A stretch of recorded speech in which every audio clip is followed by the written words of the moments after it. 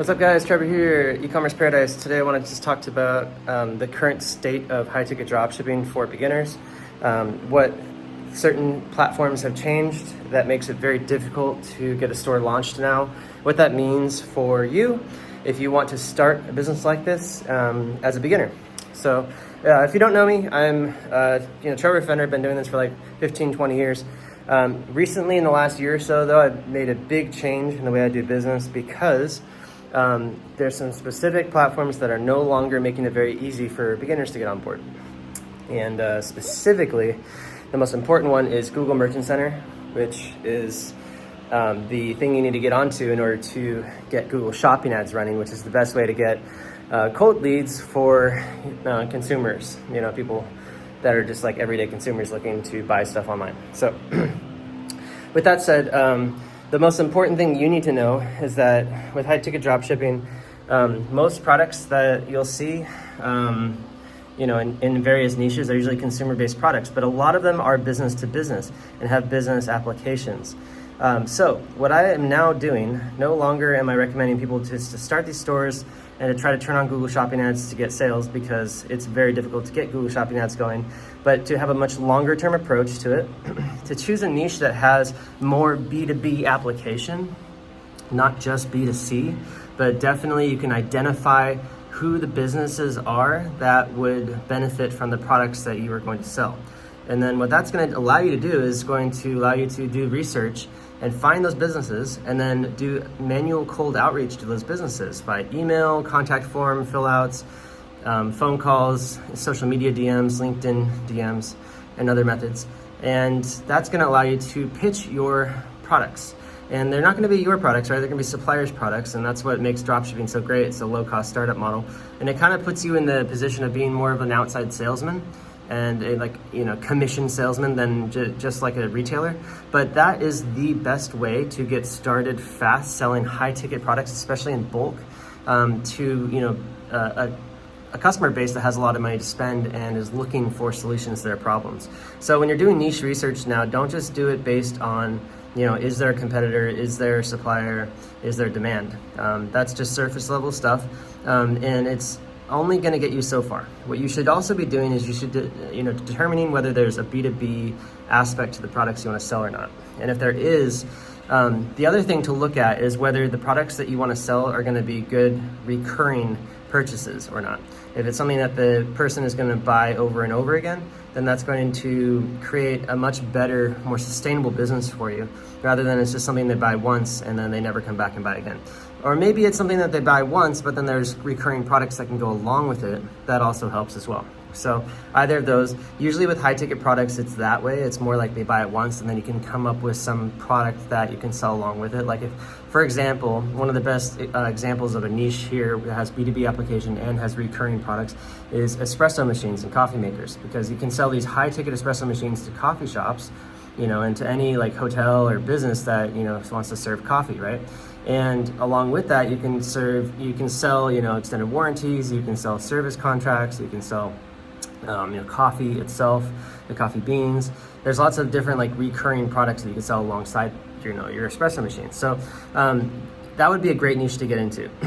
But you just have to make sure that it's something that you're willing to do the work on, because in the beginning, of course, you're going to have to be doing all the work to do the manual outreach, do the sales, get people on a call, get the quote from the supplier and the manufacturer, and negotiate back and forth a price, so that they buy it from you, not the competitors, and follow up until you get the sale. But yeah, it's really a good idea to do that. And of course you can still try to get Google Merchant Center, Google Shopping running in the meantime, but in the beginning, don't just rely on that, because these days it doesn't work for beginners. They don't allow new stores. They just suspend all the new stores that go up on their platform for misrepresentation. It might not happen right away, but usually after a week or two it happens. So just keep that in mind, guys. If you're going to try high ticket e-commerce and you want to go the dropshipping route, which is where you don't have to do inventory, you don't have to do your own brand, you rely on other brands, for the inventory and fulfillment. I highly recommend you choose a niche that has B2B applications, so that that you can reach out and do manual reach outs to businesses that can benefit from your products. And it's going to be a numbers game. Like for every 100 reach outs you do, you might get 10 replies. for every 10 prospects you talk to that are actually interested, you might close 1 sale. So it's just a numbers game. You've got to reach out emails and contact messages to a ton of people. Luckily, it's pretty easy these days using ChatGPT or another AI program where even like Gemini built into Gmail, where you can actually just craft these email and outreach messages automatically and send them. And of course, if you have the acumen to do it, doing cold calling is also amazing as well. The best thing though is to actually go into these businesses in person and to talk to them in person. That's always going to be the best way, because meeting somebody in person is just 100 times more, have more of a connection with them than just talking to them on the phone or, talking via email or DM. So, but all these different methods work. And it's also something that, for all the methods that don't require you to be on the phone or in person, you can definitely have a VA in the Philippines full time do it for you. So it's definitely a great way to do it. The best thing about this business model, this particular route of marketing, outreach and stuff like that, is that you can actually run real-time quotes with the suppliers when the prospects are interested. You can help them determine which product is right for them, and then you go back to the supplier and you say, hey, do you have this in stock? Do you have a certain amount of them in stock? Can you ship to this location? How much does it cost you? You got a full quote going before you quote the customer. Because the old way, you have a website set up and the price is on your website, and that's the price you're quoting the customer. So if, for instance, you want to offer free shipping on your website because it looks good, it's easy to get on the platforms, but then there happens to be a problem where there's, extremely high shipping costs. So that's going to be an issue. You have to then, go back to the customer and say, sorry, the price we quoted you is no longer valid. The shipping costs are too high. We have to do a higher price. And it's likely they'll cancel, because customers get kind of peeved when that happens. So it's better if you just have a method of having that person, request a quote, have a general price catalog available to them, but more of a product catalog. And then you go back to the supplier and you get a price. You go back to them and you give them a discount, a slight discount, plus maybe some free gift or something like that. Something that's within your margins that you need in order to have a sustainable business. It's usually like 15 to 20% is your margins you need to be within as a minimum. And then, as long as you're not, have any crazy overhead costs, you should be fine. And if you're not running ads, then just your overhead costs are like your software expenses mostly, and that's not much. So high ticket, works nowadays. If you can get on the shopping platforms, that's great for consumers, but usually it takes a while. So don't rely on that in the beginning. Your business will just kind of stall out and be dead in the water. So what works really good, and you got to do it, is B2B, and you've got to focus on manual outreach, and you've got to be doing the sales yourself. It's kind of just like having another job, but it's like a side hustle. So people do this, and it works really good.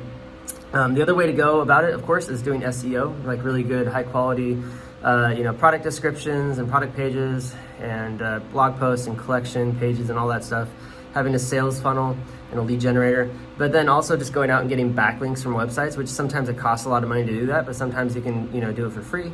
Like if you interact through forums or, social media and, just kind of having conversations with people online, you can leave links. Sometimes they're marked as spam though, so be careful. And usually the best way to do it is just to reach out to big major news publications and to see how much they charge for a guest post or a link insertion on one of their high ranking pages in your niche that's relevant to your website.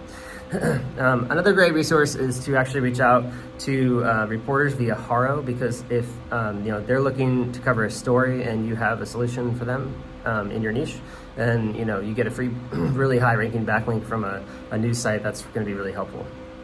But yeah, just keep that in mind. So SEO, B2B, manual outreach, have a sales funnel system where you follow up with email marketing. You can get into Microsoft shopping ads pretty easily these days, but they don't convert very well. You're just kind of burning money. It's just not that great of a way to get sales. The consumers, sometimes, they're pretty fickle. And like I said, especially with the pricing, it's very difficult to get the pricing just right. It's so much better just to use it, because these days with the Trump tariffs, right, it's causing a lot of supply chain issues, and, shipping prices are all over the place. And there's just a lot of, issues with price catalogs changing, inventories in, inventories out. So it's very hard to keep a website updated all the time. So it's better just to have the product catalog and a request a quote button. And then you do manual outreach and you try to figure out, what they need to solve their problem.